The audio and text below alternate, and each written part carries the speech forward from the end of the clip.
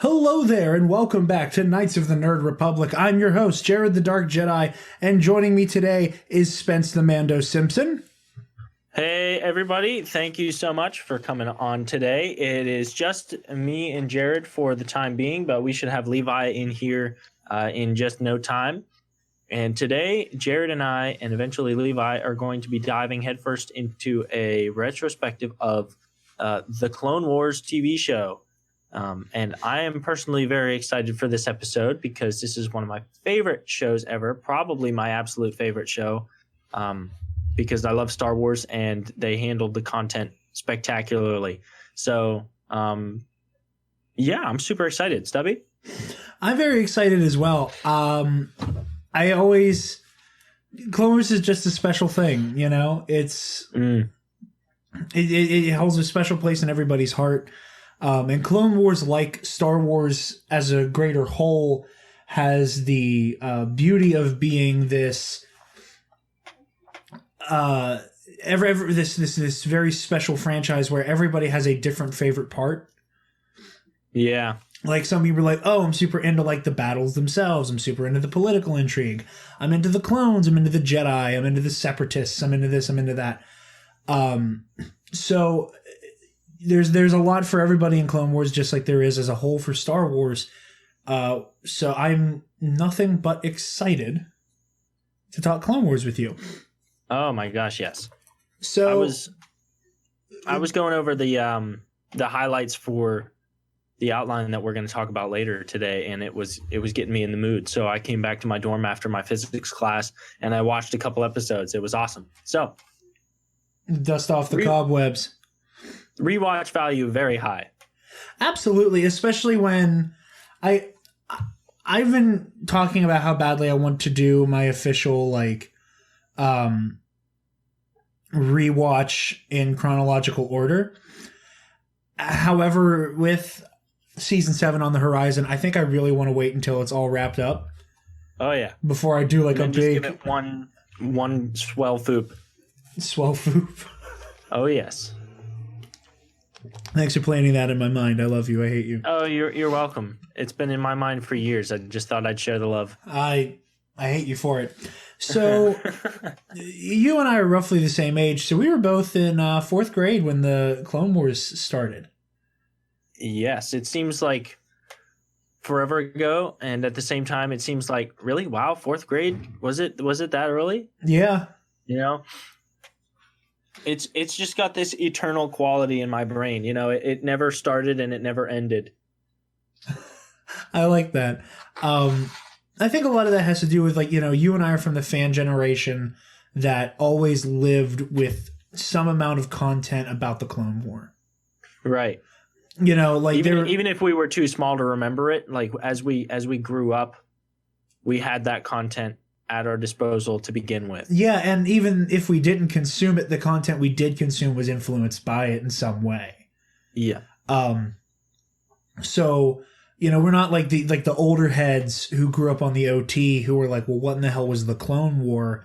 And all of its evolutions from that George had, and all of the old EU writers and how they envisioned the Clone War. So you and I, our age group, came into TCW already having the Tartakovsky Clone Wars show. Right. And we got something very interesting and very special, and I think it was not necessarily the first like serialized animated show geared for kids, but like it was the first time that it was one of the first shows that I ever like actually consumed on a like episode by episode, season by season basis. And you know, if nothing else, the preparing for this episode has made me so nostalgic. You know, like I remember sitting at my dining room table watching and rewatching the trailer from season 3 when Savaja Press is first introduced, and it was just like this minute-long trailer. I remember watching it like, oh my gosh, this guy is Zabrak. this is getting real now, and it just like memories flooding back. I remember watching the pilot episode at my grandma's house, in the spare bedroom. I can still picture it. I think I was even playing Lego Star Wars: The Complete Saga on my Nintendo DS at the time. The nostalgia is overflowing in my brain today. Yeah, so pumped. I remember it was. We're gonna hop in the Wayback Machine here. You and I very briefly. I don't remember what happened or like how our schedules changed that like necessitated us not having a study hall together. But I believe it was 7th or 8th grade. You and I had last period study hall together. And it was originally Mr. Owens because we had it together. And then for whatever reason, I ended up in Mr. Roberts' study hall. Because something in our schedules changed, and I don't remember what it was. But regardless, we came into class, and since it was study hall, Mr. Owens is like, I don't give a damn like what you do on the computers. Just, don't look at boobs. Yeah, of course. And you and I, sitting right next to each other, just like shared a computer and went straight to StarWars.com. And the first thing on the website was the trailer confirming Darth Maul's return. Yep. And you and I were like shaking in our seats, trying not to cause a scene in our study hall because we were like, holy shit, Darth Maul's alive! Oh my god! Because if I'm not mistaken, it had clips from the Duel of Fates, and like the screen was like slowly forming like Maul's very clear silhouette. Yeah. With like the fear attracts the fearful, the weak, the strong poem. I think if I remember correctly, I might be wrong about what the audio was, but I vaguely remember that. I think if I remember correctly, the first glimpse we got at this possibility was you remember the scene when when Savage goes in and talks to Mother Talzin and she shows him the crystal ball. Oh yeah, like the dark side the image with the cracked crystal ball, and you can like make out his face pretty clearly, but the cracks kind of still tease you a little bit. And they had a trailer or like a preview for the episode for that, and I remember that more distinctly. Because some people were like, who's that? That kind of looks like this one guy. I was like, that is that one guy, Yeah, and I remember like, and Talzin spoke in like, at least to my memory, there was like an uncertainty there where it was like, oh, like you're gonna follow in his footsteps, not a literal, he's alive, go find him. Yeah. And we as fans from the beginning knew that was a reality, at least before Disney took over. And I mean, that was again like messed with the joke you made that it was Legends before it was Legends.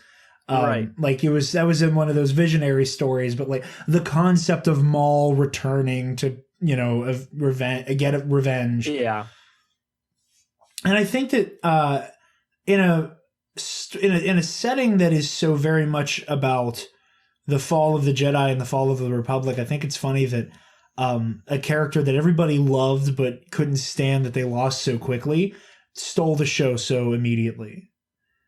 Yeah. And like Clone Wars very much became like a story about Maul just as much as it was about Anakin, Obi-Wan, the War, Rex, Cody, Ahsoka. Oh, for sure. For sure. And one of the things that I love so much, and I tried in vain. I was I met up in the student union building with my girlfriend after her class for a little while. And she asked me like, oh, so what's today's episode on? You got the podcast on today, right? And I'm like, yeah, we're doing like a recap. Well, not really. I didn't have a good word for it, but a retrospective is what Jared, you mentioned that we are calling it. But I was like, we're doing this retrospective on the Clone Wars, which is like maybe my favorite TV show ever, because A, it's Star Wars, and B, the writing is incredible. All these different things. I mean, you love a good war drama. Like it's all of it. War drama. Like I've seen Band of Brothers. I've seen The Pacific. I love a good war drama. I like to see the individual personalities that make up an army, and I love to see how the individual personalities of the army are kind of strained and tested through the experiences, and they can either, grow closer together. And war, as awful as it is, Robert E. Lee once said, "It is a good thing that war is so terrible, lest we grow too fond of it." And he's kind of right. But in a way, in terms of storytelling, there is very little that can better develop characters than a wartime setting, because it's just by necessity. It is the literal testing of the fiber of your character and personality. And we see that in the clones, we see that in the Jedi, we see it even in some of the separatist characters, and less so in the politicians, but we see how wartime has an effect on them as well throughout the show. And it's so accessible in that sense. You get to see the bare bones of most of these characters, and they grow through their experiences. And you get to, there are so many characters in this show that get to be protagonists of an episode at one point or another. Yoda is the protagonist. Grievous is the protagonist. Plo Koon, C-3PO, and R2-D2 get their own episodes as protagonists. Jar Jar Binks gets several. Padme Amidala, Bail Organa, they get their political intrigue episodes. The clones get clone-specific episodes. Count Dooku has his own story arcs, and Darth Maul, and so many characters get the opportunity to show themselves in a protagonist role that, let's be honest, the Skywalker saga cannot provide. It is essential to have the Skywalker saga for the understanding of some of these characters, but at the same time, just by nature of their format and also the stories themselves, the Skywalker saga is unable to develop these characters like we see in the show. It's just they don't have the time, they don't have the space, they can't afford to delegate the writing for that, because it's a 2-hour movie. You can't do that. But with Clone Wars, you get the opportunity to unwrap all of these interesting characters, and you fall in love with some of them, and you hate some of them, and some of them you hate at the beginning and you grow to love, and some of them you find annoying, and by the end of them you're like, okay, I can all right, we can get along. It's so easy to get sucked in, especially once you get into the later seasons where the storylines pick up. And I don't mean to hog the mic. I'm on a no. This is the point. This is what I wanted. Yeah. I'm on a brain blast, so I'm going to keep going. But one of the things that I loved about this show, it came out in 2008. And if your math is correct, I'm just going to assume it is. We were in 4th grade when this show came out.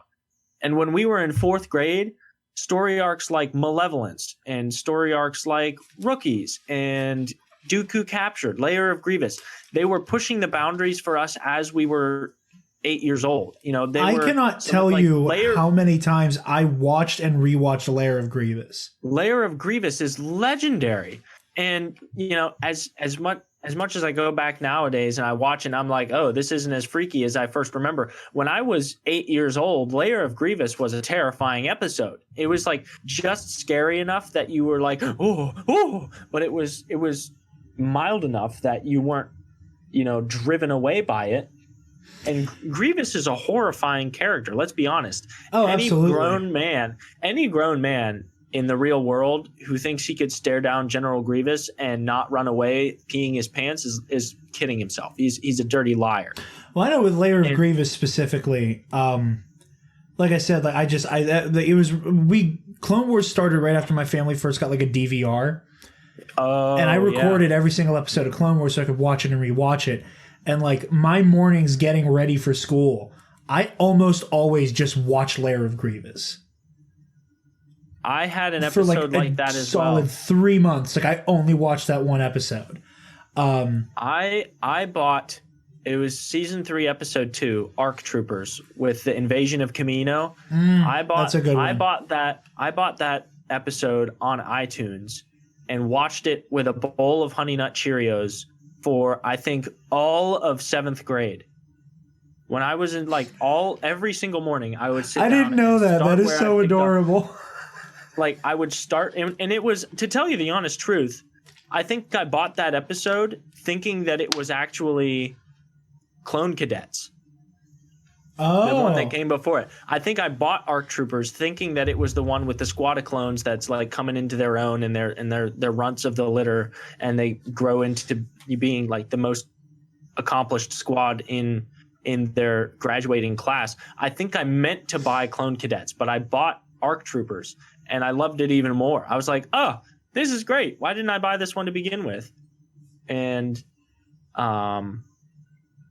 every day I'd make myself a bowl of Honey Nut Cheerios. I would pick up where I left off the morning before, and I would watch it, and whenever it ended, I'd start it over again. For many months I did this. But, you know, as you start out with some of these milder plots like Ambush, the pilot is like so vanilla, and it's like very mainstream. The it's pilot, all very not gushy, necessarily the first chronological episode, but the pilot. Right, the pilot. And, you know, it's all full of warm messages. You know, Yoda's telling everyone to find the good in themselves, and, you know, to appreciate their own abilities and be confident. And the whole time, you know, I don't remember when the first time you see someone like brutally executed in this show is, but it isn't until a later season. Actually, upon like rewatching and skimming through, Cloak of Deception. Really? Yeah, because Ventress runs that rogue Senate commando through. When they get back in the cruiser, yeah, he's like, "Hey, maybe I'll darkness. tell." Yeah, he was Cloak of Darkness. Oh, Cloak of Darkness. Thank you. You're welcome. And what's his nuts is like. Sorry. No, quick side note. I decided the best way to prepare for this podcast, besides filling in the superlatives that you sent us, was just to like go onto the Disney Plus page for Clone Wars and keep it up. And I'm just like flipping through, because the little thumbnails are useful and the episode titles are good. But anyway, you were saying running Asajj Ventress running someone through in Cloak of Darkness. Yeah, because he does this whole, after they secure Gunray, he does this whole, and perhaps I'll tell Count Dooku that you helped me a little bit along the way. And like as he's kind of like, like you just see the red blade just fly right coming through straight his chest. through. That's right. And he like looks down at it and kind of squirms and then collapses. And you start the beauty of this show. In season 2, and I keep cutting you off, Spencer. I'm sorry. Season 2, they do the same thing with Anakin. Yeah. When he kills that Merrick dude. That was an even bigger shock. Because he's a good guy. You know, because we know that he, you know, eventually turns to the dark side, but like we didn't get to see. And I love the show, and I've never really known another show that does this, that A, has been on for long enough, and B, has been targeted toward an audience that wouldn't be able to handle it from the start. But I've never like seen a show myself where the stories start at a 4th grade level, and by the time you're done, they're at like a high school level. We start with, like I said, with like really simple stuff like Ambush and Malevolence. It's just a big ship that doesn't kill anybody. You know, it just turns off all the power. And oh my goodness. Well, then they do the killing. But well, then they do the killing. But like, you know, the hidden enemy where there's a traitor. You know, there's like very simple plots. And then second season you get into like the rogues. It's like the bounty hunter season with all the spies and the temple heist.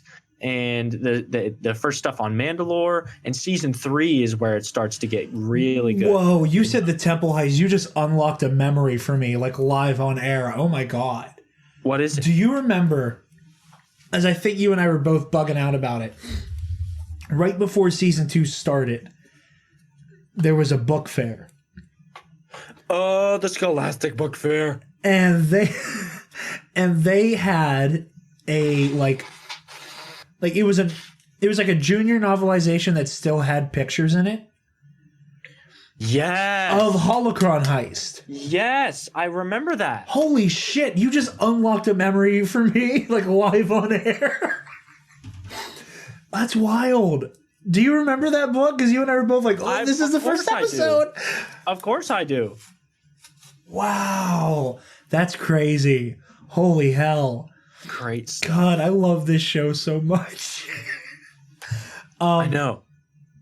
But back stream of thought here, like, and by the time you get to season 3, it starts to get really good, and you start to see the violence get a little more brutal. It's still not over the top, like there's still no blood, but you see people getting like shot in the face, and you see them get run through with lightsabers on a semi-regular basis, and the plot lines themselves start to get more interesting. You know, you have heroes on both sides that challenge your perception of what makes a good guy and what makes a bad guy. And you've got the Bontaries, who are excellent people, but they're fighting for what we thought was the wrong side. And you have Night Sisters, who challenge your perception of like the very white and black perception of the Force. And you get the gray area. You know, they operate within the span of the dark side most of the time, but they don't serve their own evil needs. They just kind of, you know, manipulate in their own little world and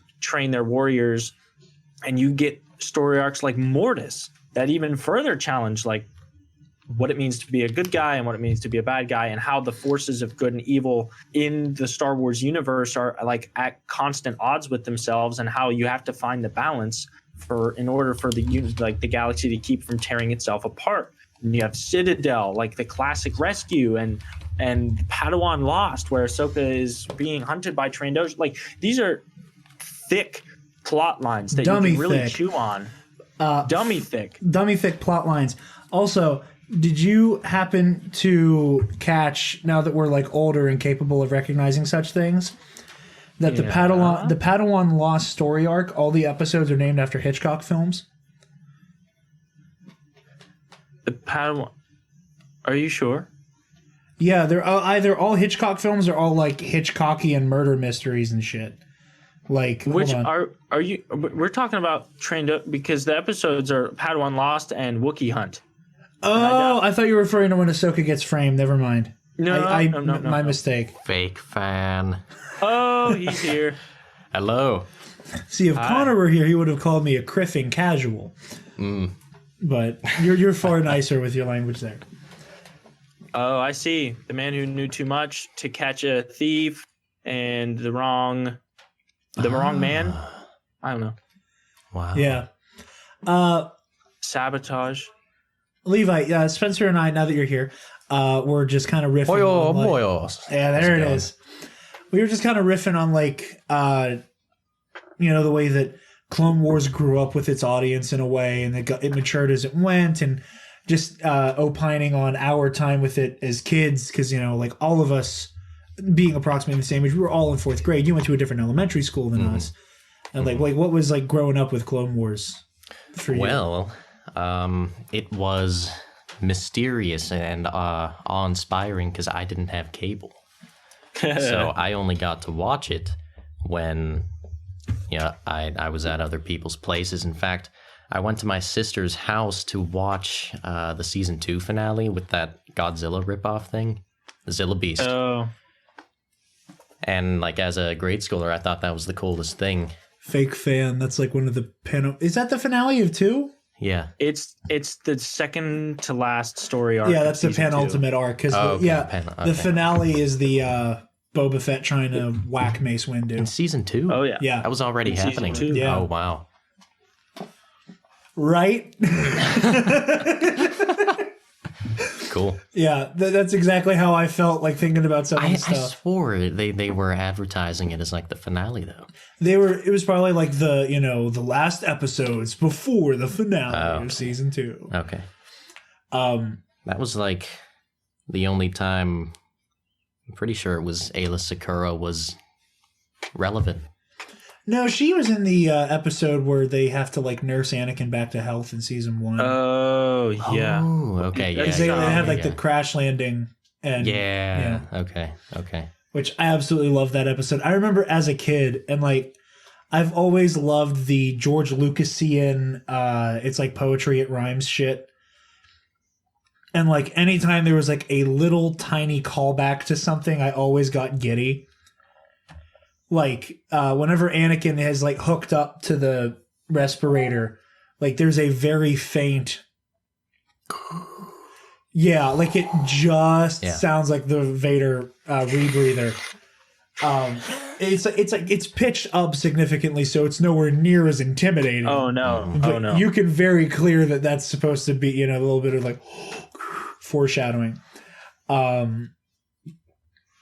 But yeah, I just immediate Spencer, I can't see your face, but I can hear that you're smiling and like just like talking about some of the finer points here. Like Levi and I are both just grinning like idiots because there's just so much excitement here. Spencer, you referenced what you're referring to as my Clone Wars superlatives. Yes. Which I love that. I am thinking we round table each of these. So we'll do one at a time and run through. I'm not expecting this episode to be incredibly long. I'm trying to wrap up before 7. So we can riff on this and have some fun with it. When did you guys start? We're only about 26 minutes in. Yeah. Okay. So all right. We are going to go through Spencer, I love your answer for favorite arc. So first we're going to run through our favorite story arcs. And Levi, and if we need I'm going to keep the Disney Plus page up so I can give them seasons and episodes if they care to have them. Very thoughtful.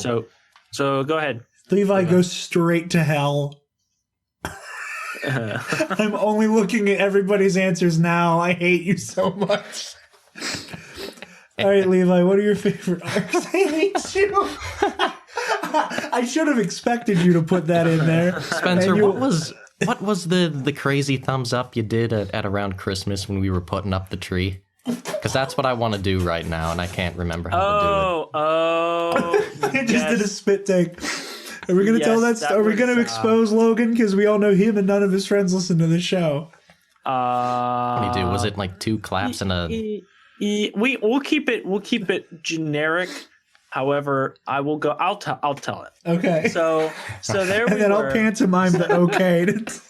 So there we were, and we picked it. We were putting together the Christmas tree this past Christmas, and Logan was there, and his recently acquired girlfriend was there as well, and he had been in a previous relationship for a good while.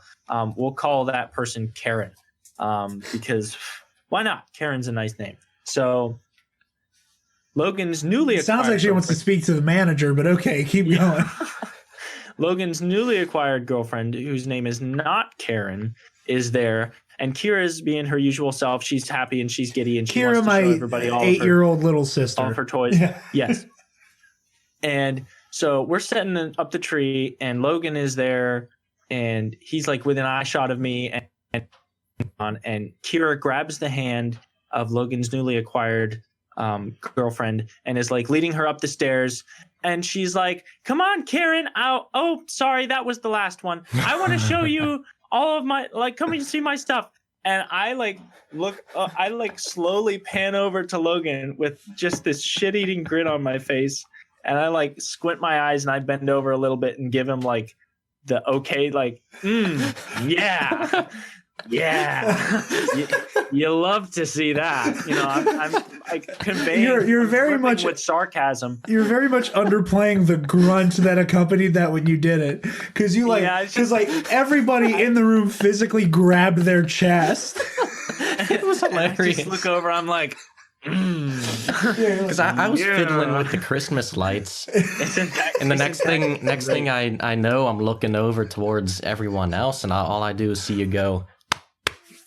It was no context. I just saw you doing that. Not only was it the clap, rubbed his hands together, and went he put did the okay hand and went, and then went, and then he did the thumbs up, and he was just grunting for all of it.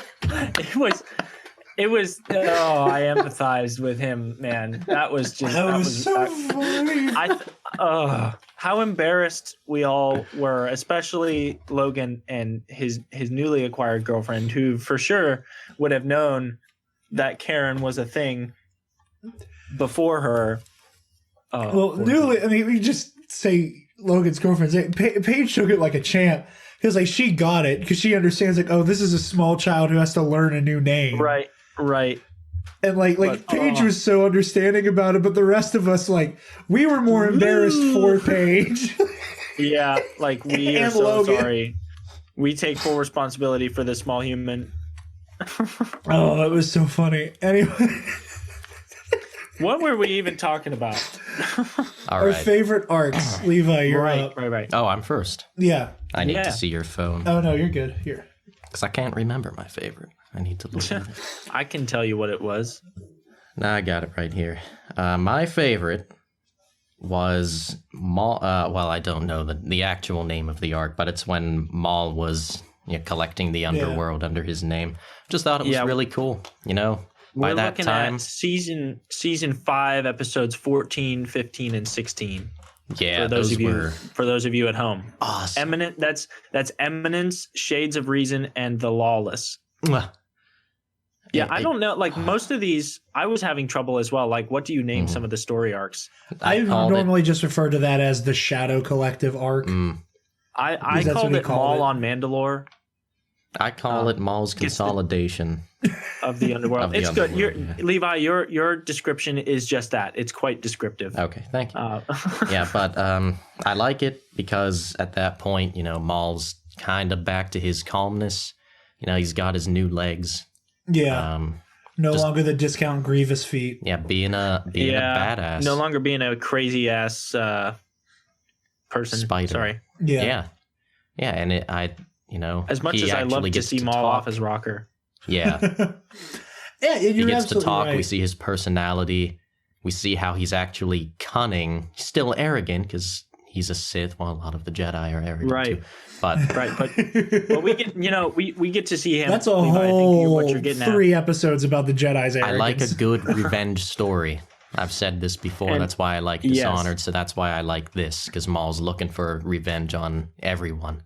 Right, and I think something that you alluded to there, I'm going to put it in different terms, Levi, is that it was the first time on screen that we were able to see a Darth Maul that was not just a barely ever speaks weapon of the Sith. Like he himself is a force, like not just in a fight, but mentally he's a force to be reckoned with. Yes, and he is, like you said, he's cunning and he's incredibly wise for a Sith apprentice that lost his legs, lost his master, whose lost training his was life. cut short.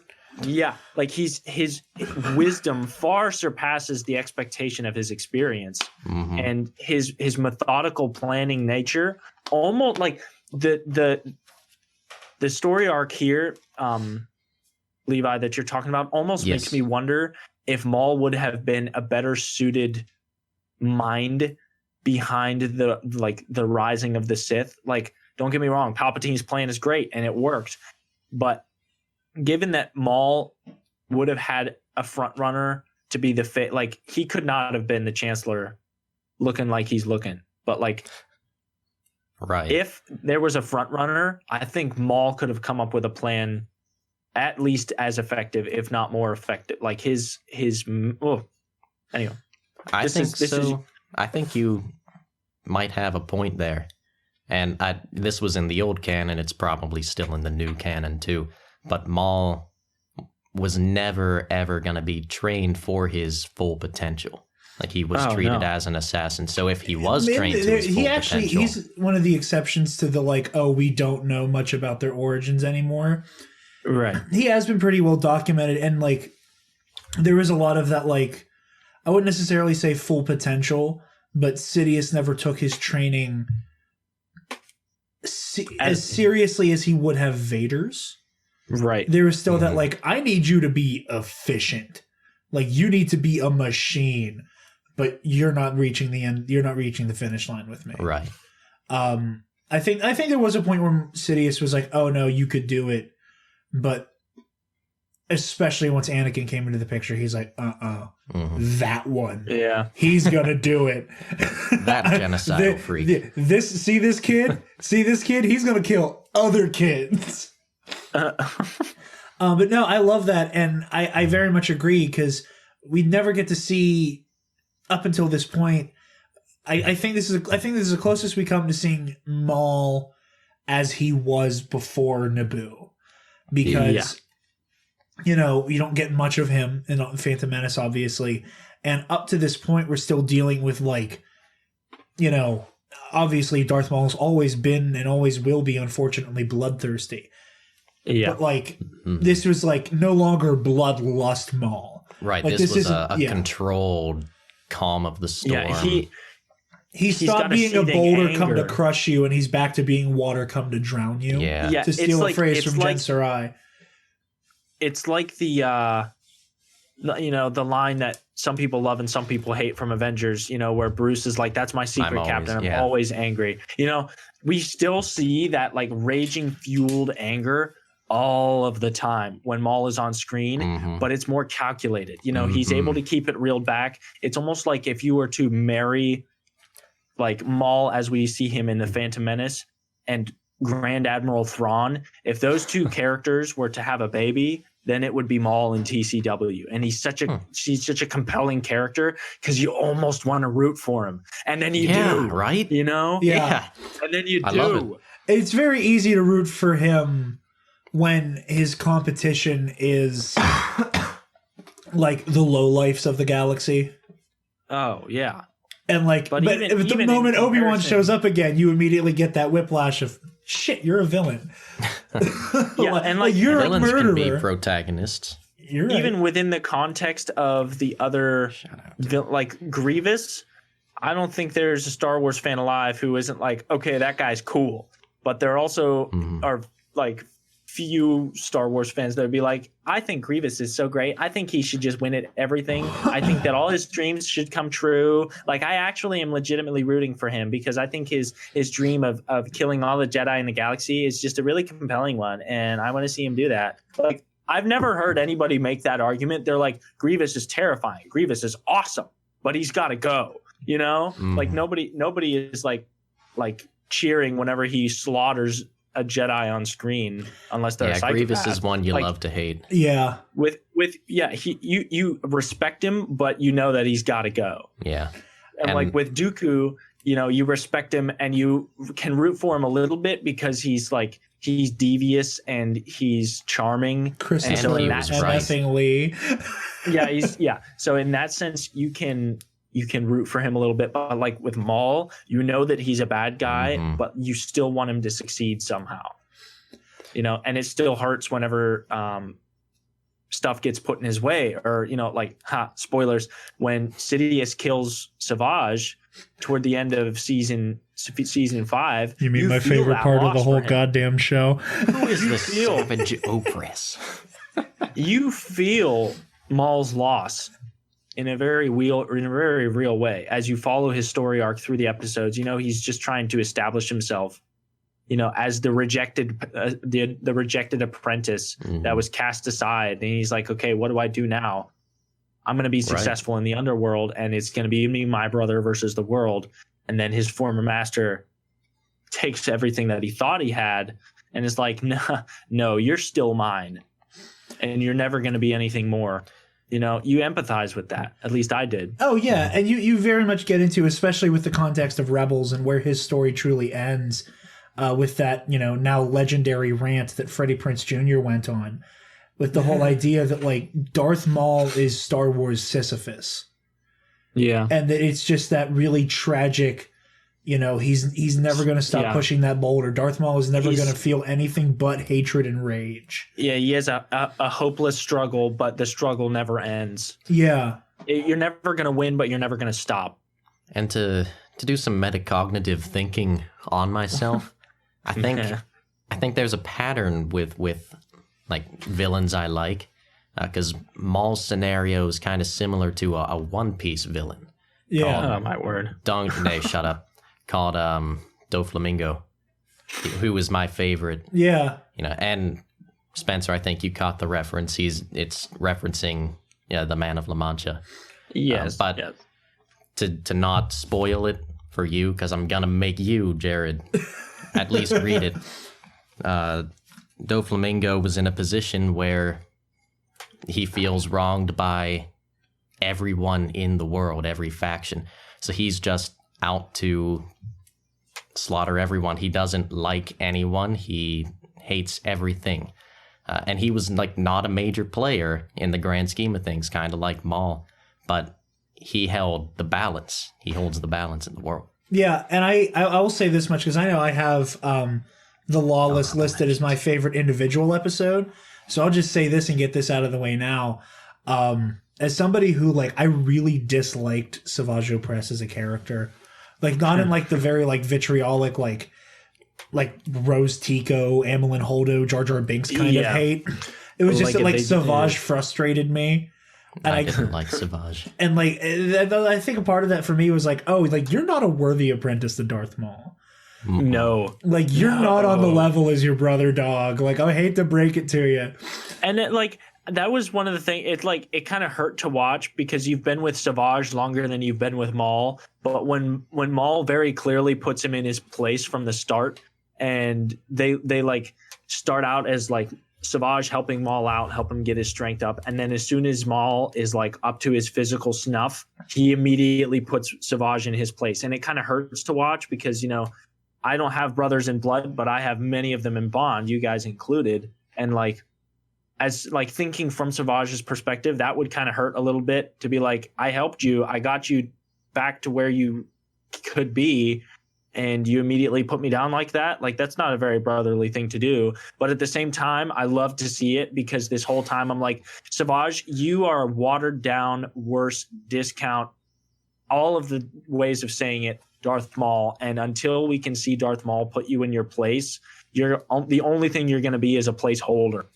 If you want to go real deep into it, like you know, trying to grasp at things, because we did see him mourn for Savage when he was run through by Sidious. Yeah. You could make a case that Maul was just trying to be protective of his little brother. You know, just telling him the harsh truth. You suck. Let me take the reins. I think it has to do with in the best lingering way. You're making me hurt. The so best bad way right now. a Sith could do it. Yeah, that makes that even sadder. It's clear that Maul cares for Savage, but it is not in a brotherly love that we can understand. I think whenever he establishes the hierarchy between the two of them, it is 100% out of his lingering dark side affiliation. Like, this is the way we do things, and if you're not okay with submitting to me, then I'll find someone who is. You know, that is. And like, as the series grows on, you get to less master and apprentice and more brotherly. There's a little bit of development there, but it's not extensive. Mm-hmm. It's just to the fact that, like, oh no, my companion and my brother is now dead. Yeah, it crescendos with Savage dying in Maul's arms, and Savage even says, like, I wasn't worthy to be your apprentice. I never was. Yeah. I'm not like you, brother. Yeah, that's... Spencer. And he's right. Spencer, you're the one I knew was coming. Oh my God. This is one of my honorable mentions too. So. This has been my number one since day one. Like, as soon as this arc before came out, it I was even like, came out. I'm gonna be right back. Keep talking. It was like, this is the epitome of what this show should be all about. Because if you're gonna make a show about the Clone Wars, you had better well include some story arcs that are about clones. Mm-hmm. And this is by far the longest story arc that we get that is all about the clones, and it is by far the deepest story arc that we get about the clones. And that is, I don't think I've even said what it is yet. We're talking the Umbara story arc from season 4, episodes 7 through 10. Probably the darkest arc. Which if you guys, that's Darkness on Umbara, the General, Plan of Descent, and Carnage of Krell. If you guys need just like a really quick rehash, it's all about the 501st, and they are under the leadership. Anakin gets called back to Coruscant, and the 501st is commanded by Pong Krell, who's a Dexter Jetster looking fella with 2 double-bladed lightsabers, and he in a very serious way gets into these clones' heads and is putting them down and is putting their lives at risk unnecessarily. And the plot crescendos with the clones arresting him for treason against the Republic and for reckless endangerment of the clones' lives. and you get to see so much raw development in the clones of these 2 episodes that it 10 out of 10, 11 out of 10, unmatched in its character development capacity in the span of 4 episodes.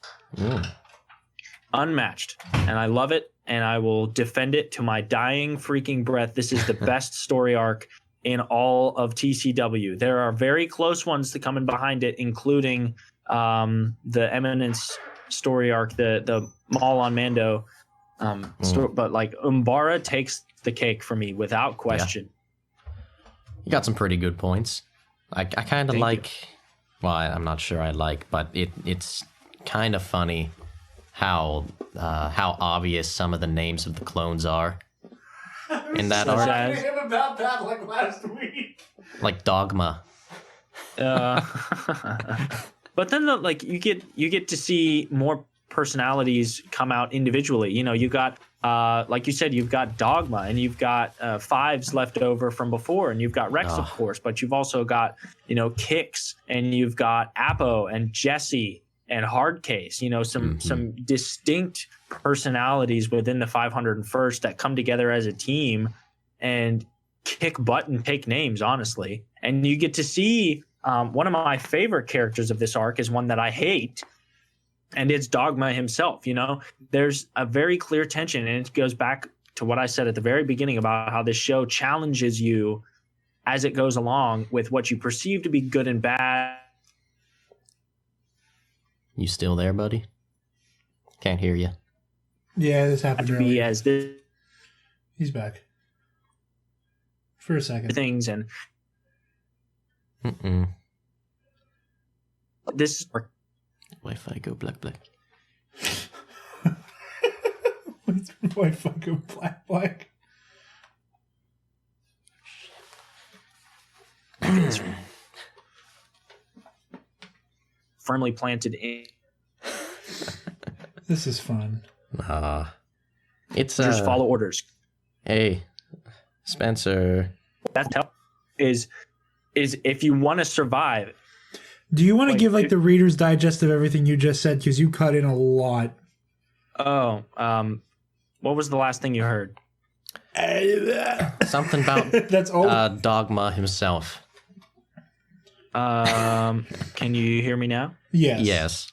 Okay, Reader's Digest of Dogma. Like, I hated Dogma, but he was so necessary. Am I still good? Yes. Kinda. Okay, I hated Dogma, but he was so necessary for this story because he represents more than just being the character on screen. Like, the idea of the classic disciplinary approach to military command, you know, where and I made a point about good soldiers follow orders. Good soldiers follow orders. That the idea that gets wrestled with in this story arc. And I think, if I'm not mistaken, in the Lost Missions, when Kix goes off his rocker and kills Tip Lee. Is it Tip Lee or Tiplar? Yes. Okay, one of those Coral two hair. twins, and Yeah. it's either Tip Lee or Tiplar. But in that episode, like whenever he goes crazy and his chip malfunctions and he kills Tip Lee or Tiplar, whichever one it is, I'm pretty sure the phrase he keeps saying over and over again is "Good soldiers follow Yes. orders." Yes, right. it is. And He killed the red one, right? I think it's the green one. and He killed the green one. I think it is the green one. Seaweed hair. Unless it's the red one. I hate myself. But like Umbara, you get to see what happens whenever a bunch of individuals that are engineered to think and act the exact same way are challenged in inventive. Like, the clones themselves have, in my opinion, the most potential, the most raw potential for character development of anybody in this show. Any individual clone has more character development potential than like any of the Jedi, and like Darth Maul, Asajj Ventress, all of the characters that get like a really serious arc of development throughout the series. They pale in comparison to the clones as a collective. And this story really leans into that. It emphasizes that tension between doing what the command tells you and doing what you think is right. And for a bunch of people that are engineered to think a certain way, for them to have moral and ethical branching out of what they think is right, especially when it comes to command. That is an incredible story. I want to see more of that. And I'm going to get off of my high horse. And before I forget, I'm just going to give you guys my 2 honorable mentions that I put down, and then we can do roundtable on Umbara, whatever you guys think. But as honorable mentions, I put down The Citadel. I love it. I love a good prison break. And Maul on Mandalore, again, from season 5. The Citadel is from season 3, episodes 18 through 20. Citadel counterattack. When they're rescuing Dobby, the house elf. Yes, Evan Peel. I sent something for those of you listening. Oh, you might find this as amusing and confusing as I did, because I just was like, I just wondered what we could find on Evan Peel. I Google the name Evan Peel, and the first freaking thing that pops up is a potato cam picture of a Lego minifigure that is like the tiny little short person legs, like the brown pair of short person legs, the Anakin Skywalker torso from episode 2, like the episode 2 Lego sets, and the head of Dobby the house elf. I was so confused. Like, why is this like? It's not even, if you go into images, it's the first thing that comes. Like, if you type in Evan Peel and click enter, it is right there. That's it is amazing. The first thing you see. Are you? It's that amazing. is disrespectful. It is the first It thing is that a you harsh see. reality. It is the first thing you see is Dobby the House Jedi. Maybe that's the actual Lego figure. Lego They just make got Lego lazy. Harry for Potter sure. too, right? Yeah. So they I know save that money. they've got a better one. Okay. But anyway, Maul on Mandalore from season 5 and The Citadel from season 3 are my honorable mentions for favorite arc. Very nice. Jared, What were mine? Levi, do you have any additional or contradictory or supplementary thoughts about Umbara? Yes. What were my honorable mentions? Uh, Levi, you had Umbara, Yes. Ahsoka's trial, Ryloth, and Onderon. Ah, yeah. Wait, Ryloth? yeah. Yeah. Okay. Like From landing at, or season 2, I think. Landing at Point Range. yeah. Did I put Zygeria down too? I don't Yeah. think you did. Okay, good. I didn't see it. Yeah, those are Okay. good. But on to that's, Umbara. Actually, Zygeria is the one right Yeah, that's one right before after Umbara. Umbara. But anyway, do you guys have thoughts specifically about Umbara before we move on to Jared's favorite arc? I loved it. It was very dark. It was clone Vietnam. Clone Me too. Vietnam, Loved yeah. it. And one more quick thing in regards to in regard to the show growing up with you as it went. There were like soldiers being dragged off the battlefield screaming in the Umbara story arc, which you never would have seen in season 1, not by a long shot. Oh, that Sarlacc. That Sarlacc kill haunts me to this day. Oh my goodness! And Yeah. the guys getting blown up with rockets, but and you don't see bloods or severed limbs Friendly or anything. fire. Like Yeah. they're writhing I on was the about to ground. say the friendly fire scene is That's haunting. we're clones. It kills you, man. It kills you. Yeah. Anyway, But no, I think you hit the nail on the head with Umbara. The only thing I want to poke in with is, and I don't know if this was mentioned while I was walking about for a moment, freaking love Pong Krell, and I love the fact that like he had his finger on the pulse of events to come in the worst way possible. oh yeah, I didn't even touch upon him. Like he saw the writing on the wall and did the wrong thing about it. Yeah, And that very like, oh yeah, I'm just gonna destroy the Republic from the inside out and not go, oh wait, something's wrong here. But yeah, Pong Krell's an amazing villain, and everybody loves the precursor to "It's treason" then that Pong has. yeah. My personal favorite arc. There's too many to choose from. That I had a really hard time, and looking at everybody's honorable mentions, I'm seeing everybody say everything I would need anybody else to say. So I went with one that I didn't think would come up, and that is the arc where Obi-Wan goes undercover as Reiko Hardin. She's good. My phone's good. She's sturdy. She's a sturdy baby. I dropped my phone like right on my foot. I was watching it happen, and like I was too caught up to say anything. I absolutely love this arc.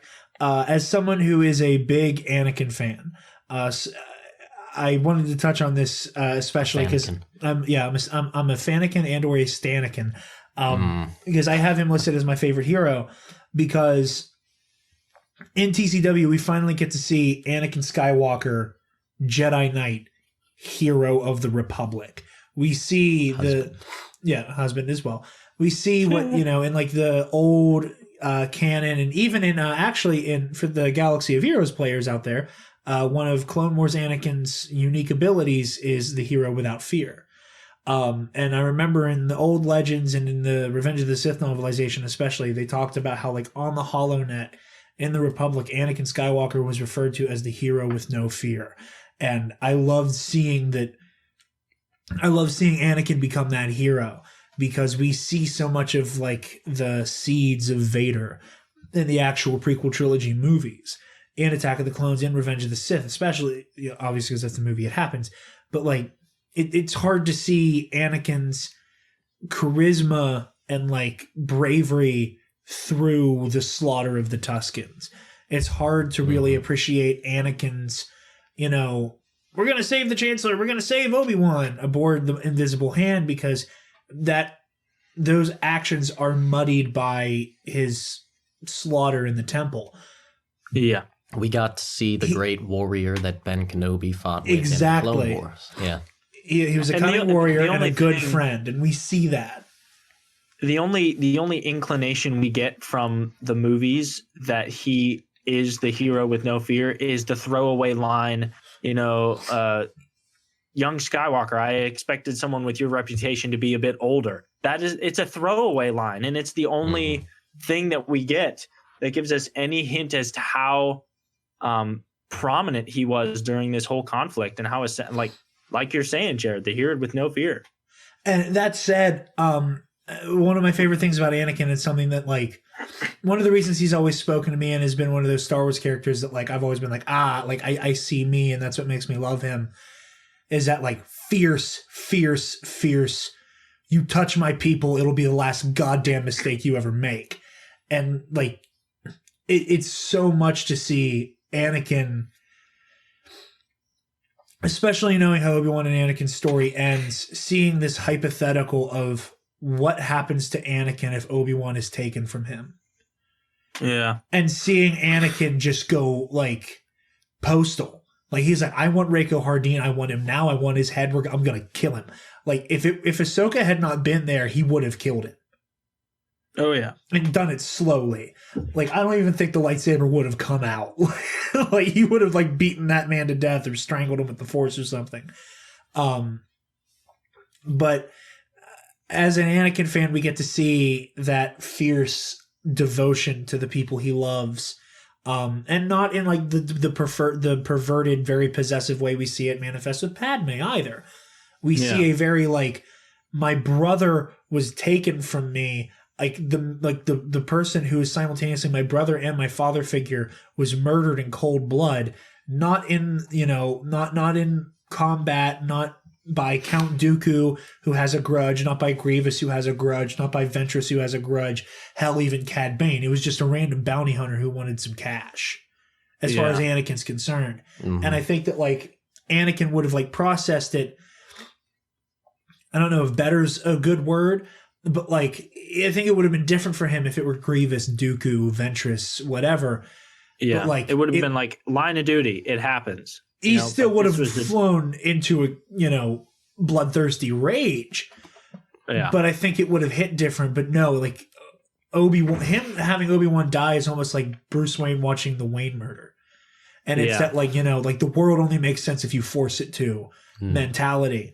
I love seeing that. I love seeing Obi-Wan. I one of the things that I legitimately love about Attack of the Clones is seeing Obi-Wan, like, do detective work.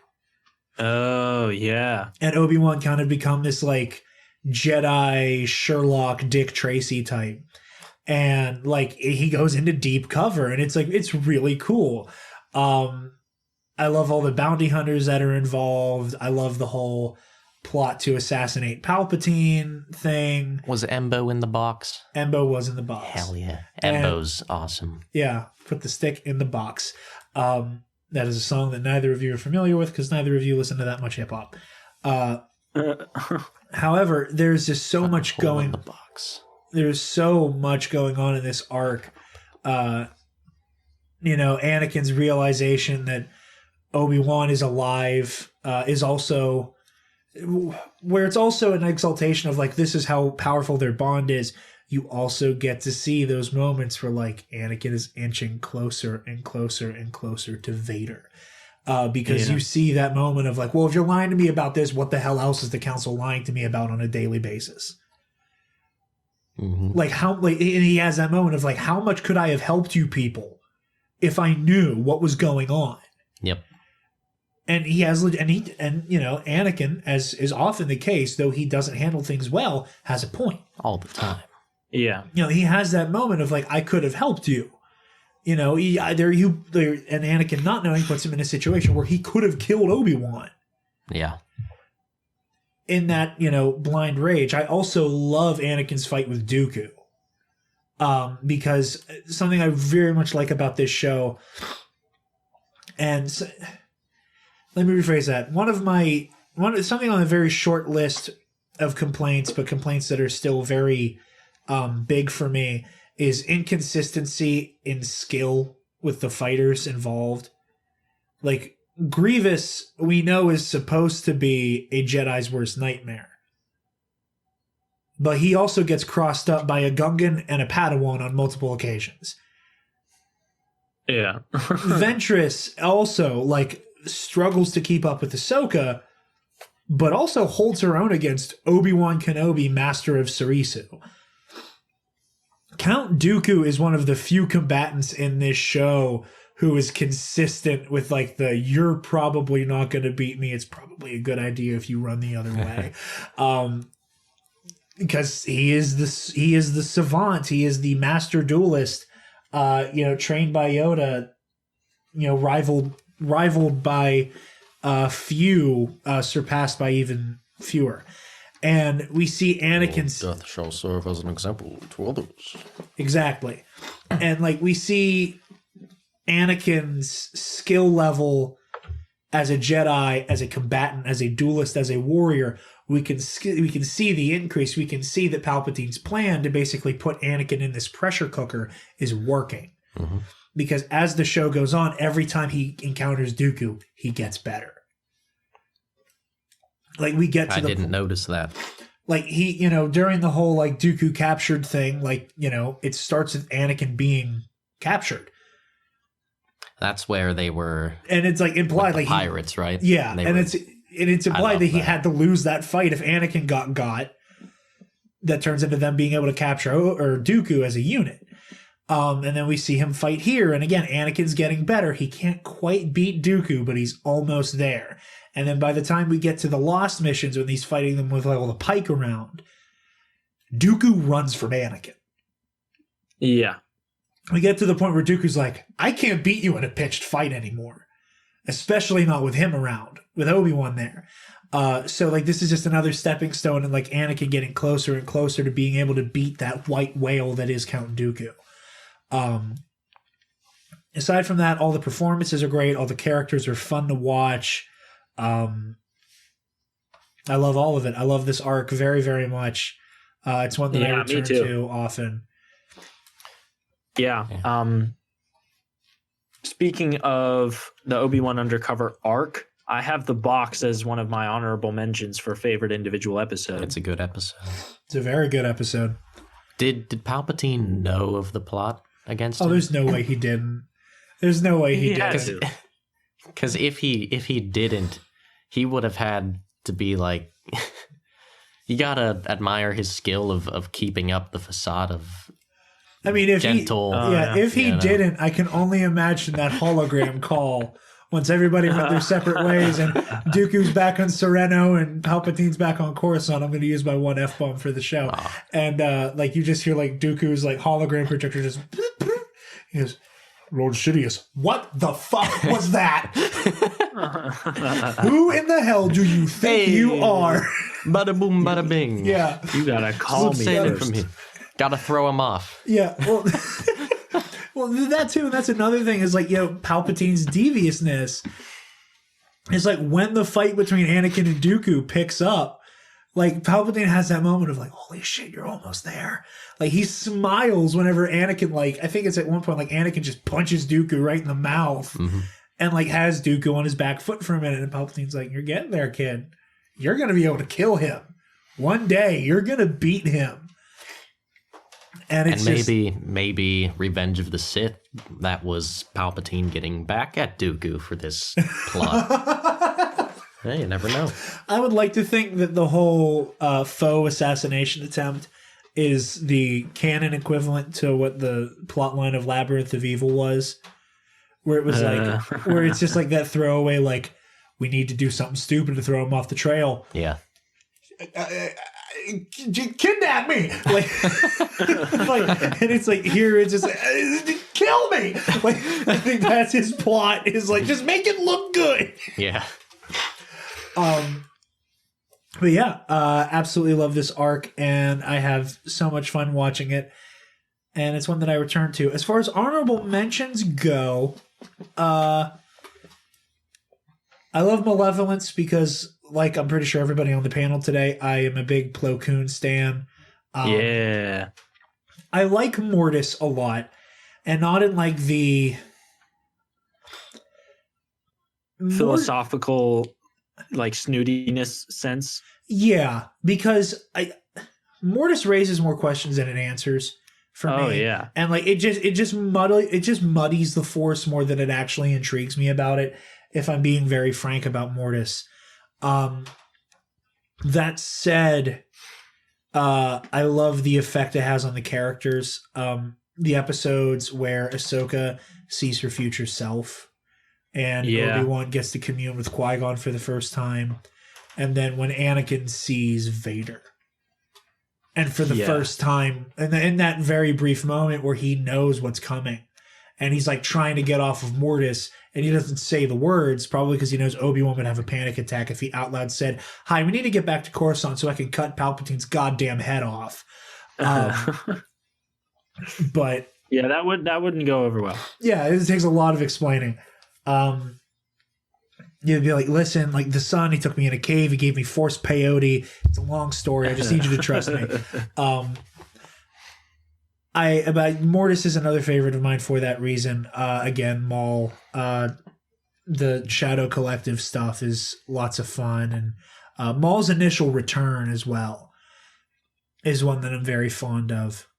But yeah, moving right along, we can get into the stuff that's a little bit easier to lightning round, especially since we are not necessarily running low on time, but getting there.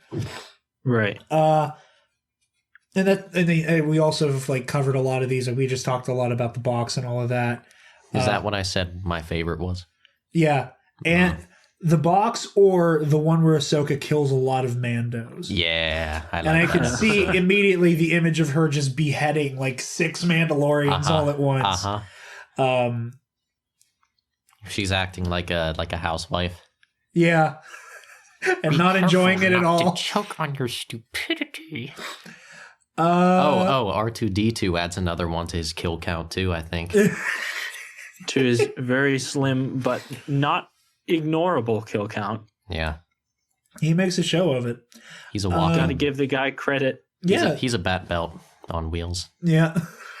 He is a bat belt on He wheels. does not have physically enough room in him for all the tools we've seen him pull out.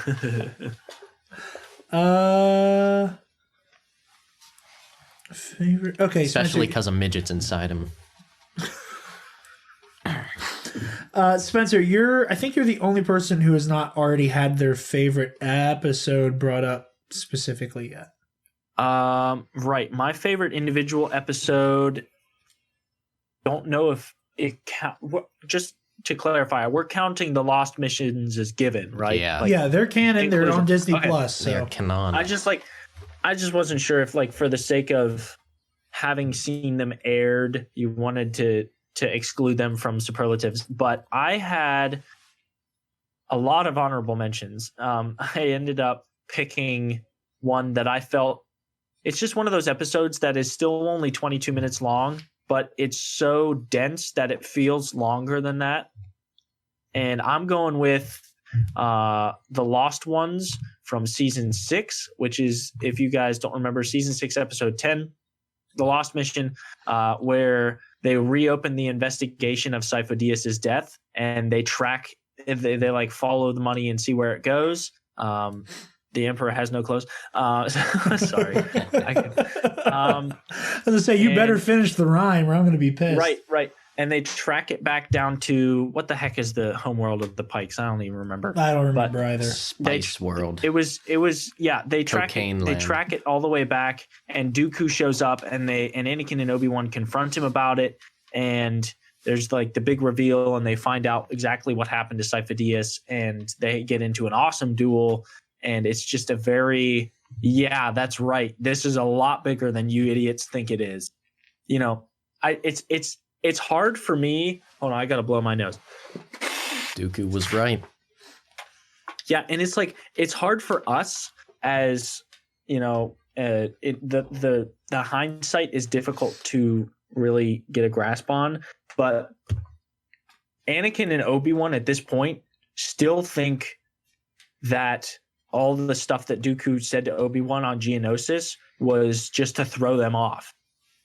It's not until this episode when they're like, oh my gosh. They don't even realize that Count Dooku and Darth Tyrannus are the same person. Like, that's the moment they go, oh my shit. Gosh. You've been behind this entire thing? You've been pulling the strings since freaking Naboo? Oh my gosh. And like, it's the moment, it's hard for us. You know what just occurred to me? I'm sorry, Spencer. Really, what? You know what just occurred to me, and I'm sorry for cutting you off. No, go. What you just said about the whole, like, Dooku potentially talking out of his ass on Geonosis. What if they thought Dooku was the Sith Lord in control of the Senate? And they had, like, they still couldn't wrap their brains around the idea that it was Palpatine. That, like, when Dooku said that and they realized that Dooku was not just a dark Jedi, but in fact a full-fledged Sith Lord, that was the moment they went, oh my God, it's you. You were talking about yourself.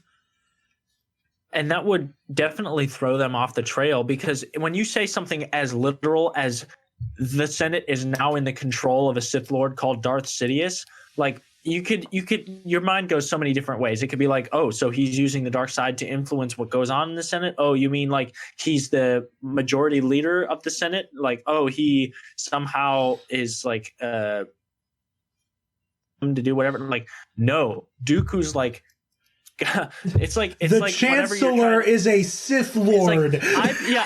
I think of like those awkward situations that you have in real life when you're trying to talk in code with your friends and they're not getting it, and you're like, the Senate is now under the control of a Sith Lord called Darth Sidious, and you're like, oh, you mean like he has? No, you don't understand. The Senate is under the control, and you're like frantically winking at this point, under the control of a Sith Lord called Darth Sidious. And you're like, right? So you just kind of pulling the strings and that. No, you're not understanding me. The Senate. Now you're as using an your entire hands. body. Now you have to use hands. Go all Italian on them. It's like no. The idea of Dooku feeding them this information, knowing that it's true, but knowing that they're going to think he's blowing smoke up their butts, like reading that scene through the lens of like, no, guys, really, the Senate is now under the, like, that's hysterical. I need to make a YouTube video like of this immediately. Oh, there's one guy in our area who does a really good Count Dooku cosplay too, so we could make it happen. I love that. Like, you don't understand. Like, the guy in the middle of the room when the Senate is in session, Sheev Palpatine, him. Are you listening, Obi-Wan? I could just like see the scene happening. Like, I can see you and me in that like no, Jared, really, you're not getting what I'm saying. Let me try. The Senate is and I'm really trying to get you to understand what I'm saying, but you just can't get on the same page with me. And like Dooku's probably I'm having flashbacks to your phone call of I'm asking you about the Instagram post. Yeah, exactly like that. And you're exactly like that. Isn't Christopher Lee a direct descendant of Charlemagne? Yes. Man. Which explains a lot. And he's also related to Robert E. Lee, who was related to George Washington. Yep. He's got like a stacked family, and he plays Count Dooku. Yeah. Nazi hunter too. Christopher Lee like killed Nazis with a sword. That's metal. That is as metal as metal gets. No joke. So real quick, I'm going to run through my honorable mentions for favorite individual episode. Layer of Grievous, we already talked about. The Citadel Rescue is where the box. Revenge is another Maul story arc. Eminence, and a dark horse candidate because Jared knows that I'm a sucker for a war drama. Landing at Point Rain has to be one of my all-time favorites. That's one of my honorable mentions. I didn't write any honorable mentions, but that's like on the list of ones that I just. Because again, like we've said before, me personally, I'm just such a sucker for the council, like the individual characters, not the body necessarily. Like I love Plo Koon, I love Stacey Tin, I love Ki-Adi-Mundi, and like seeing Ki-Adi-Mundi kicking ass out on the front lines, it just made my heart happy. What did I win? My undying respect. I love the large scale battles. I love the large scale. Shout out to Versus Series YouTuber Jen Sarai 1, who in a recent video using, I think it was Jen Sarai, it might have been Evan Nova, I'm pretty sure it was Jen Sarai, who did a video involving Ki-Adi-Mundi, and like every chance he was stretching for most of them, which made it even funnier, went out of his reign to include the clip of "Bring in the flamethrowers."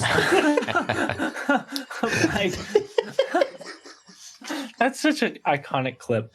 That's great. Jared, okay, sorry. I know we're on a crunch, but this is a story you're going to want to hear. So, for those of you at home, my current girlfriend, believe it or not, has never seen Star Wars, and I surprisingly took it as a challenge rather than as a red flag for our relationship. And we have since finished the original trilogy. Oh, and how did she's she on react board. to She Luke likes and Leia? it. How did she react to Luke and Leia? Please, God, tell me she threw up. No, she actually did know about it. Oh, shit. The way she was phrasing some of her questions, I was convinced that she didn't know, but then she just kind of dropped it on me, and she was like, well, they're brother and sister, aren't they? I was like, oh, I thought you had no idea. I was so excited to watch your reaction. But anyway, all that aside, at one point, I'm like, okay, break it down for me. Give me the post viewing.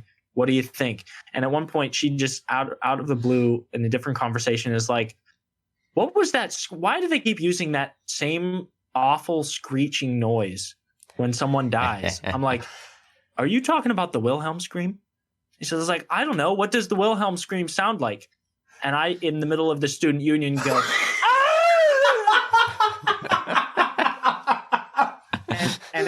and after hiding her face in embarrassment, she was like, yes, that is the one. Why do they keep having it in this movie? I'm like, Liv, you not even realize how iconic the Wilhelm scream is. And today, before we came here, I found a YouTube video for it. It was, first of all, the original Wilhelm scream with the guy getting shot in the leg. Tarzan, right? And no, it was a Western. It was some spaghetti really? Western. I thought the OG Wilhelm was in a Tarzan movie from like the way back when.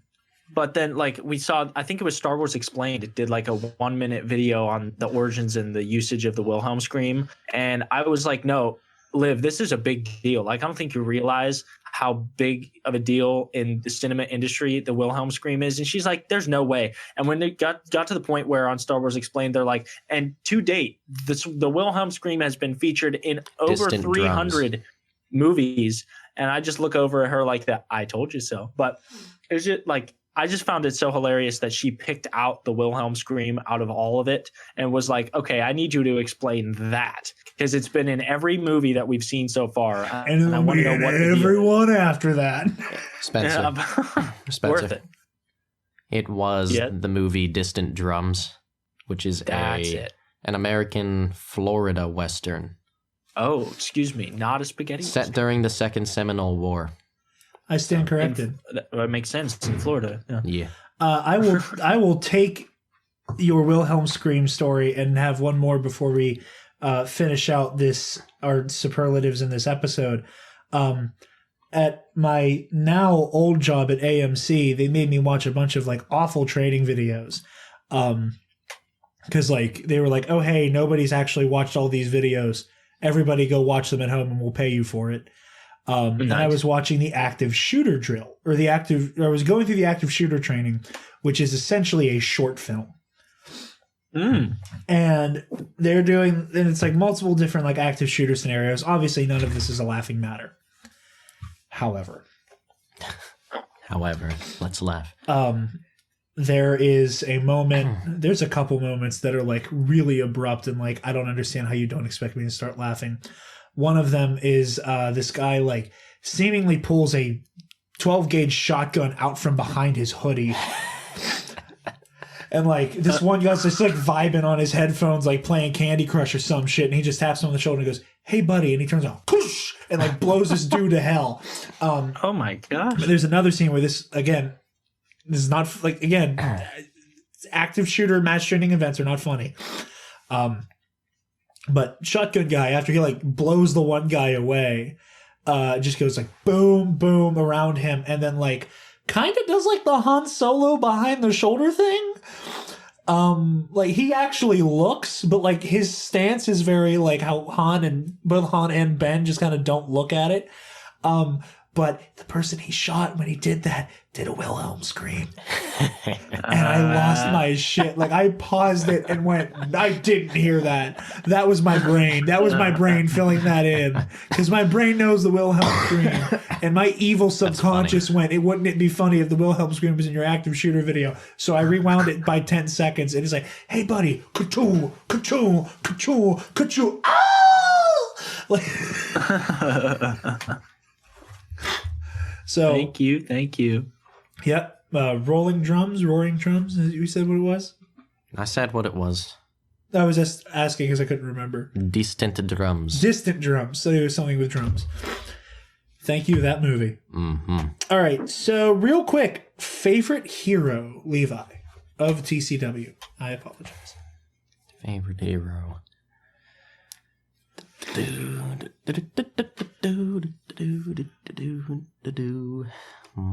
Didn't even cover my honorable mentions for individual episodes. Oh, I'm sorry. You want to run through that? All right. The one where Maul kills the skinhead Mando. The one where Yoda is nice to a few clones. And all the ones with Hondo. I love It's Hondo. I corrected myself. Shut up. I love how Levi is taking like the Friends approach to episode titles. The one. Oh, I totally am. Damn. Yeah, all right, favorite hero. Wait, could you do that with the Star Wars movies? Like the one where Anakin does a genocide? Yeah, probably. The one where the whole family dies. Anyway, as you were, sir. All right. All right, favorite hero. You want to do favorite villain as well? Yeah, we do them in one shot. Favorite hero for me is probably Ahsoka once she got more mature. Yeah. You know, like actually likable Ahsoka.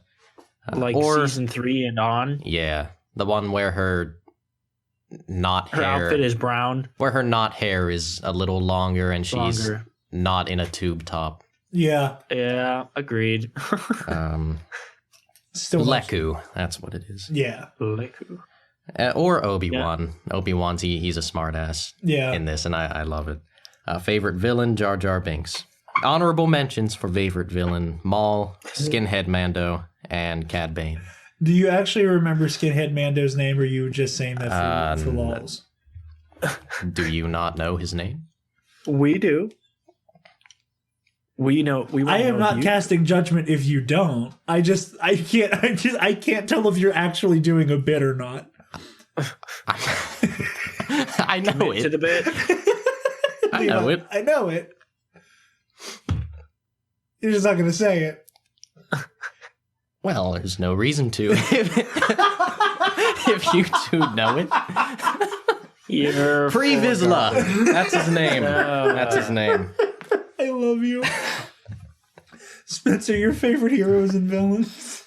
My favorite hero, because he's just so damn charming and lovable and wise and just all around awesome. Obi-Wan Kenobi, easy pick for me. Honorable mentions in this order: Plo Koon, Fives, Rex, and Evan Peel. Just some really compelling individuals with neato vibes, I guess.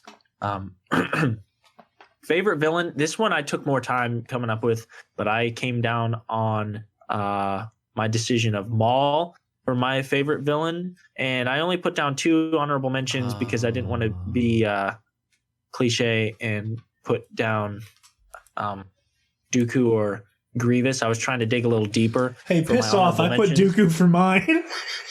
No, I'm just saying, from like my honorable mentions, I wanted to find some of the like not obscure, but like the lesser emphasized villains.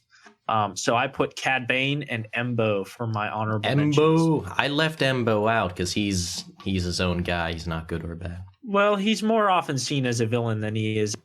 He's just a bounty hunter. He's just doing his job. And Galaxy of Heroes distinguishes him as a villain. So well, Galaxy of Heroes, hey, only a Sith deals in absolutes. So there is no neutral tag. It's either hero or villain.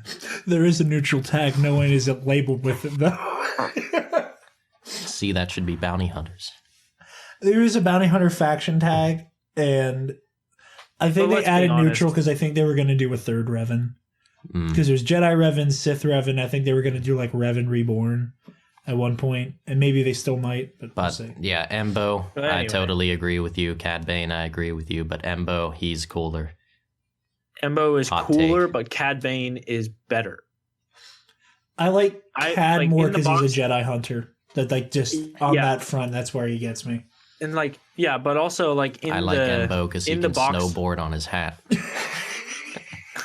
Cad Bane can't snowboard on his hat, and he even lost his hat once, so he's pathetic. Yeah, but he killed the mofo that took it, and he said, "What? It's a good hat. It's a nice hat." Yeah, like that's like the classic old-fashioned gunslinger attitude that I love about Cad Bane. Yep. You know, did we all realize together that Cad Bane sounds like Waluigi? No, I was thinking more King DDD. That's another good one. That the guy who voices Cad Bane is the same guy who does Dooku. They just run him through a computer to make him sound interesting. That's awesome. Cool. Yeah. Those are some good picks. I totally forgot. Press is Mr. Krabs. I totally forgot to say Asajj Ventress is really cool. Yeah, I like how she flirts with Obi-Wan. I didn't put Ventress in the hero. As they're trying to kill each other. That's pretty funny. It's a bit cringy, the sexual tension at times, but other times it's like, all right. I don't know if it's sexual. I think it's just flirting. I mean, there's a couple of Ventress has given Obi-Wan some F me eyes. Yeah. Also, I can't blame her. She's stuck with Dooku. I rewatched with my roommates because I was like, hey guys, I'm feeling Clone Wars. What do you want to watch? Let's watch the one where Rex and Cody hunt down the traitor. And so I looked in season 1, the episode's Hidden Enemy, episode 16. And whenever Obi-Wan and Anakin like start to hunt, it's like there were a couple times I almost threw up in my mouth. It was like so cringy, like the sexual tension, the flirtatiousness between Obi-Wan and Ventress. Like most of the time it's like endearing and it's like, oh haha, they're flirting, but they're really trying to kill each other. But like some of them were just gross. It was like it made me feel icky. Can you remember any of them? It was like the first line that Obi-Wan has. He's like, Ventress, and here I thought this mission would be unpleasant, or something like that. You know, it's just like ugh. It sounds like the kind of stuff that your parents say to each other. You have a problem with that one? I think we might have different sets of humor there, Spencer, because I think that's pretty funny. And I think that's what makes the podcast funny. It's funny, but that's like the extreme. You know, their Really? flirtatiousness is on a spectrum of like, okay, that was the fun and endearing to like, and this is like the furthest we get to the okay. This has got us. This you got to reel it back in, friends. And y'all That's like still the haven't furthest brought up the example. time Ventress Me Too'd a clone after she killed him. Oh yeah, that would But like, just do yourselves a favor, my guys. Just go back to the Hidden remember Enemy that? season, No, I season don't. 1, episode 16, and fast forward to the dialogue between Asajj and Obi-Wan, and tell me that it is not in the least bit cringy, because it is. Just a little bit.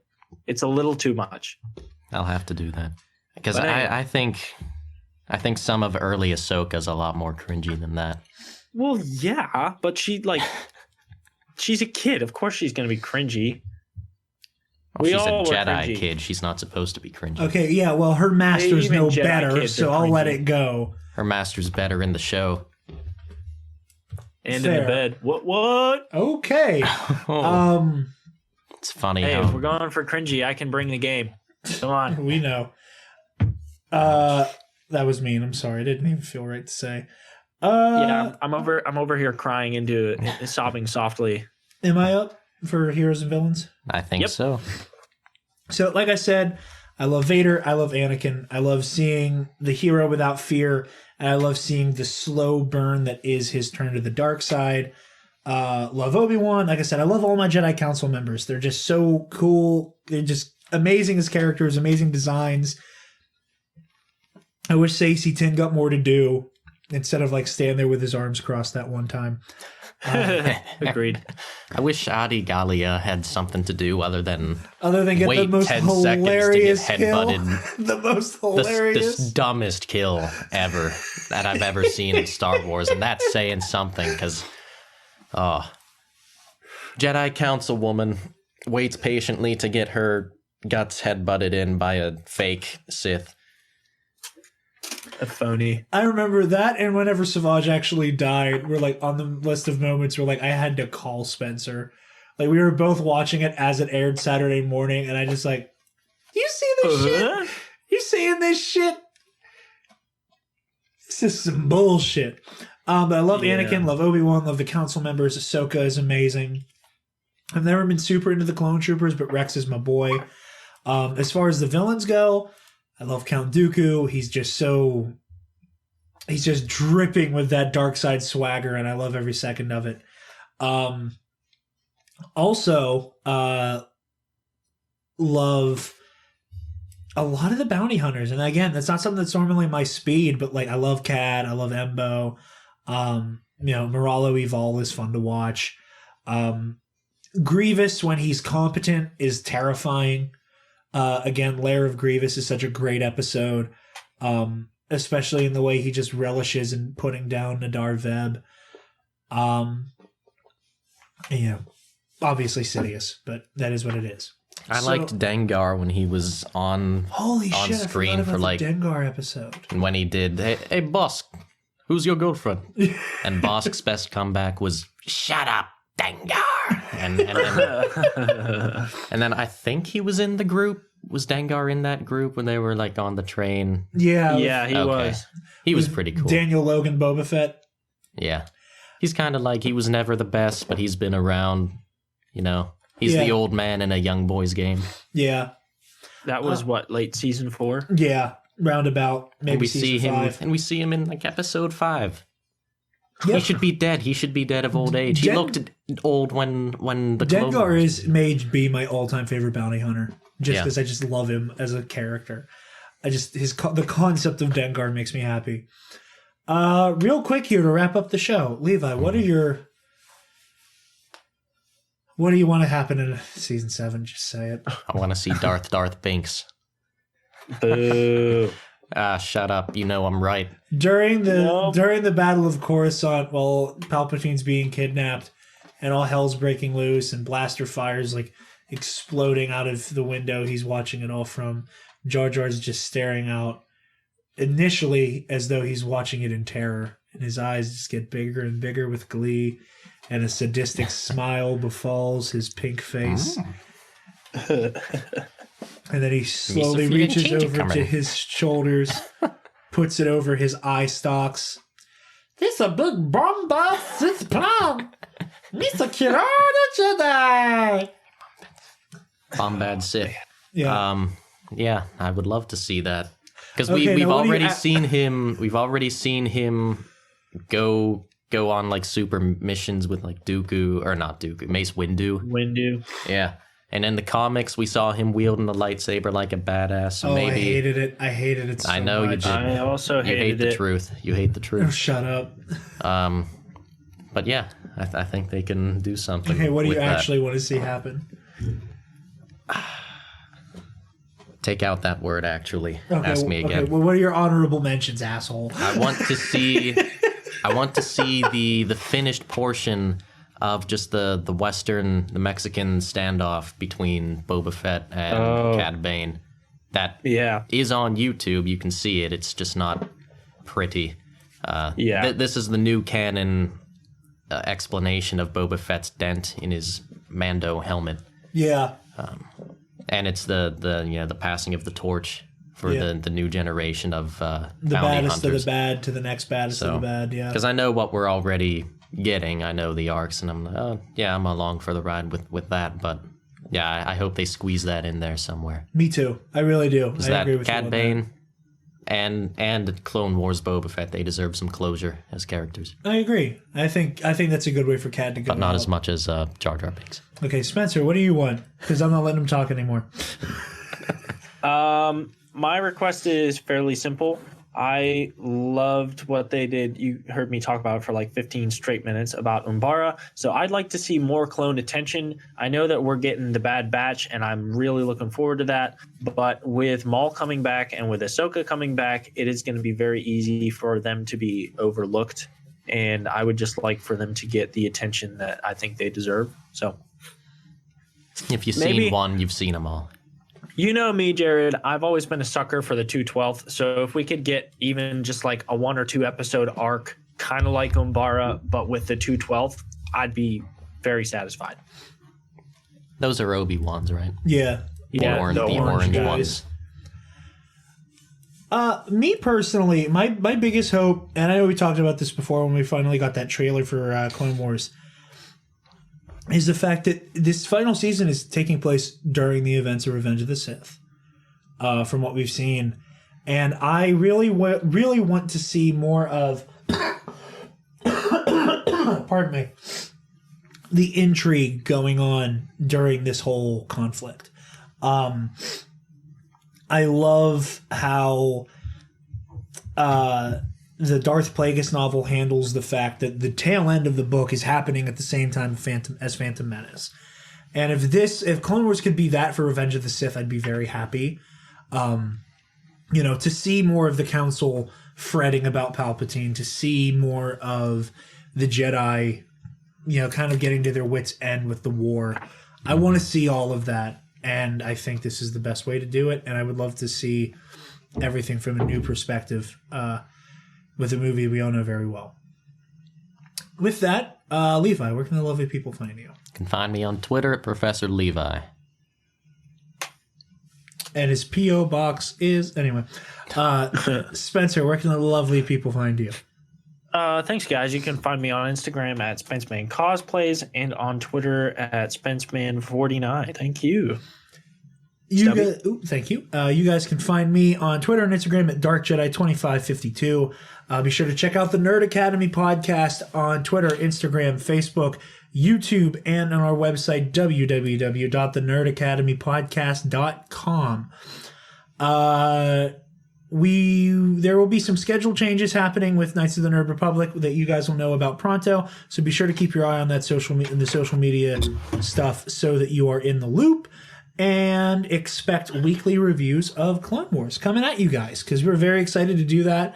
And in my opinion, I don't think there could be a better crew of people here to review it than the gentlemen we have on staff here. We are honored that you have joined us, and may the Force be with you all. Ciao, Bellas.